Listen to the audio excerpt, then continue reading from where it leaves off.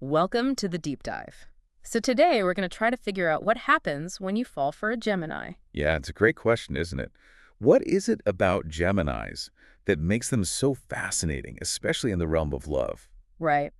And to be fair, we're trying to go beyond those like super basic sun sign stereotypes here. Totally. Yeah, this is more like a deep dive into what actually motivates a Gemini in a relationship. Exactly. And luckily we have this ebook with us, Gemini in Love. It's not just like your typical like fluffy horoscope thing. No, it's not. It actually digs into the why behind their actions, you know? Yeah, like almost like a cheat sheet for their emotions. Exactly. And one of the things I found super fascinating about this ebook was how it breaks down the psychology of a Gemini in love. Okay, so tell me more about that. We'll take the whole like twin symbolism thing, for example.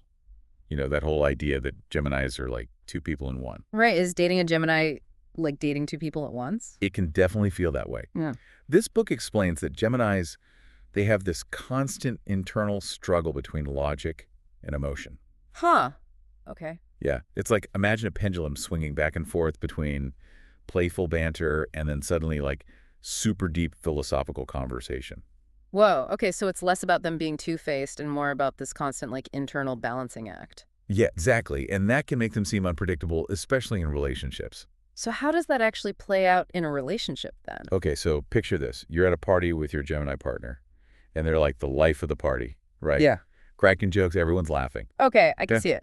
Then someone brings up like a really serious topic, like some current event or social issue. Oh, okay. And suddenly, boom, it's Yeah. like a switch flips in their brain Huh. and they're engaged in this super intense intellectual discussion, offering these crazy insightful opinions. Wow. Okay. Yeah, that's quite the 180. I Yeah. can see how that would be like a little jarring for someone who doesn't really get that that's just part of who they are. Yeah, and that's just like one example of how their duality plays out. Yeah. I think the main takeaway here is that Geminis are constantly navigating these two sides of themselves, the logical and the emotional, the playful and the serious. So if you're someone who needs like a ton of predictability in a partner, a Gemini might not be the best fit. Yeah, you might be right about that. Hmm.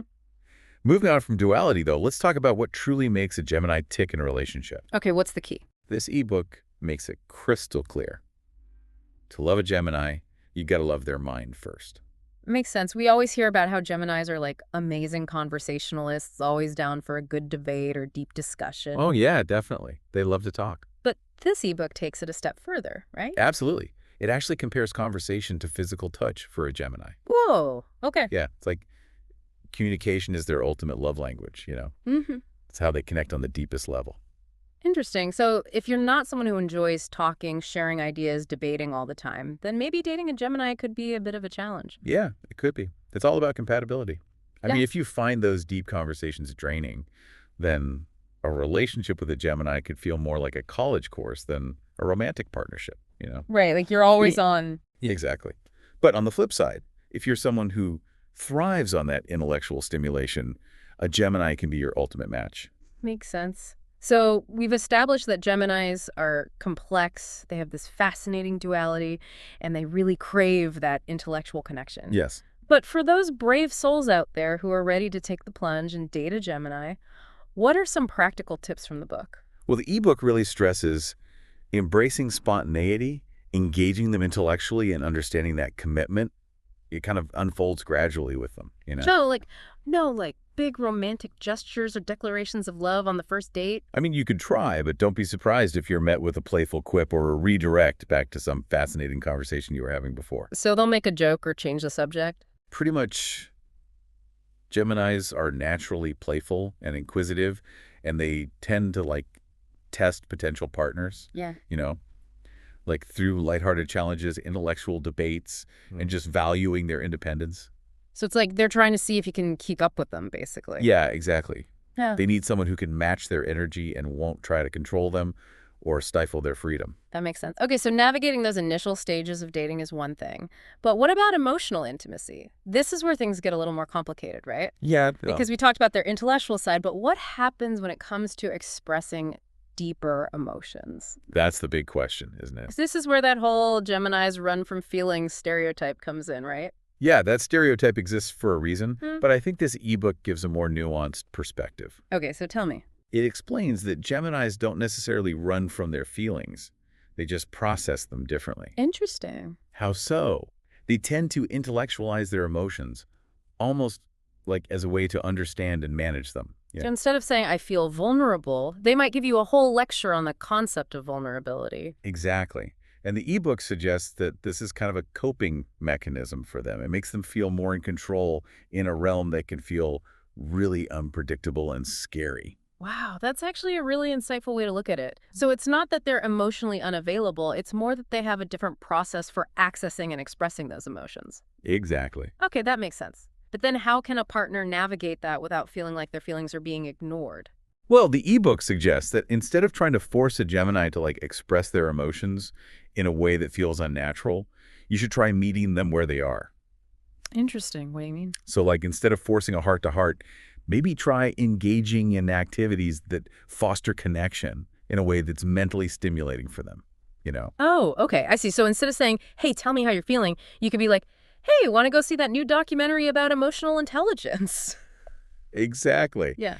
Geminis are curious by nature. They're way more likely to open up emotionally when they feel safe and intellectually engaged. Okay, that makes sense. So it's like Right. you're not trying to change who they are. You're just trying to create a bridge between their head and their heart. Exactly. I like that. So we've talked about duality, their need for intellectual connection and emotional intimacy. But what about commitment? Geminis have this reputation for being non-committal, always flitting around. Right. What's the deal with that? It's funny because this ebook really challenges that stereotype. Oh, really? How so? It argues that Geminis aren't actually afraid of commitment. They just see it as a process of alignment. Alignment. Like a meeting of the minds, a merging of paths. They need a love that fuels their curiosity and inspires their personal growth. So it's not about trapping a Gemini in a cage. It's about going on an adventure together. Yes, exactly. They're drawn to partners who value their own independence and understand that commitment doesn't mean sacrificing personal growth. Okay, that makes a lot of sense. But let's be real. No relationship is perfect. True. Disagreements are bound to happen. So how do Geminis handle conflict? Well, remember how we talked about them loving communication and being logical? Yeah. Those traits definitely come out during arguments. Oh, really? Geminis are all about finding solutions, dissecting problems, analyzing different perspectives. So instead of having an emotionally charged argument, get ready for a lively debate. Pretty much. They approach conflict with their heads, not their hearts. Interesting. They want to talk it out, Mhm. understand the logic behind the disagreement, and then find a solution that works for everyone. I can see how that would be frustrating, though, for a partner who's looking for emotional validation during an argument. Oh, for sure. The ebook actually stresses how important clear communication is here. Partners of Geminis really need to express their need for emotional support, even when the Gemini is in problem-solving mode. So it's about bridging that gap between logic and emotion again. Exactly. And the good news is that once the issue is resolved, Geminis are really good at forgiving and moving on. They don't hold grudges. Oh, that's good. So it sounds like dating a Gemini is all about being flexible, understanding, and willing to see the world in a new way. You got it. Okay, so we've covered a lot about Geminis themselves, but what about astrological compatibility? Right. This ebook goes beyond just sun signs. Oh, yeah, definitely. Yeah. It emphasizes the whole birth chart thing for a deeper understanding. Right, because saying someone's entire personality is based on their sun sign is like saying you like pizza, so we should get married. Exactly. There's way more to it. Yeah. And this book does a good job at reminding us that compatibility is complex. But it does give some general insights into which signs tend to vibe well with Geminis. Okay, so who are Geminis most compatible with then? Well, according to the book, air signs and fire signs tend to gravitate towards Geminis. Interesting. So let's start with air signs. We know Geminis are an air sign, so what makes those pairings so great? Well, air signs like Libra and Aquarius are all about communication, intellectual stimulation, and freedom. Mm. They're ruled by their minds just like Geminis. Right. So these pairings often have these amazing conversations. They bond over shared intellectual interests, and they get each other's need for independence. It's like they just get each other. Exactly. Now, fire signs like Aries, Leo, and Sagittarius, they bring a different energy. Okay, how so? Well, they're known for their passion, their zest for life, their adventurous spirits. So if air signs are like a cool breeze, fire signs are the spark that ignites the flame. I love that analogy. It's spot on. Fire signs can bring a sense of excitement and spontaneity that really complements a Gemini's playful side. I can see that. So what about the signs that might clash a bit more with Geminis? I'm guessing water signs. You'd be right. Mm-hmm. The ebook says that water signs like Cancer, Scorpio, and Pisces might find Geminis a bit too emotionally detached at times. Oh, okay. Because water signs are all about deep emotional connection, intuition, and sensitivity. Right. So they might crave a level of depth and consistency that a Gemini might struggle to provide. At least at first. Yeah, exactly. But it's not to say that these pairings are impossible. Right. It just takes more effort and understanding to bridge those fundamental differences. Of course. Yeah. Because ultimately, successful relationships, regardless of astrological signs, come down to communication, empathy, and a willingness to grow together, right? 100. This whole conversation reminds me of that quote, "Love isn't about finding a perfect person. It's about seeing an imperfect person perfectly." Ooh, I like that. And it seems like understanding a Gemini is all about appreciating those imperfections, their duality, their intellectual side, and their unique way of processing emotions. Well said. This ebook isn't about giving you a step-by-step guide to winning a Gemini's heart. Right. It's more about giving you a deeper understanding of how their mind works and why they approach love the way they do. Which is way more valuable when you really think about it. Absolutely. So you mentioned earlier that Gemini see commitment as a process of alignment. Right. What does the ebook say are like the essential elements for creating that alignment with a Gemini? Well, the ebook highlights 3 main things for long-lasting love with a Gemini: constant exploration, open communication, and respecting each other's independence. So it's about building a relationship that's both exciting and secure. That sounds tricky. It's definitely a balancing act, but Yeah. when it works, it really works. Yeah, I bet. So a relationship with the Gemini is less about like settling down and more about going on adventures together. Exactly. Geminis crave that sense of novelty and growth. They need a partner who's willing to explore with them, try new things, and constantly learn together. That makes sense. It reminds me of that saying, if you want to go fast, go alone. If you want to go far, go together. Ooh, I like that.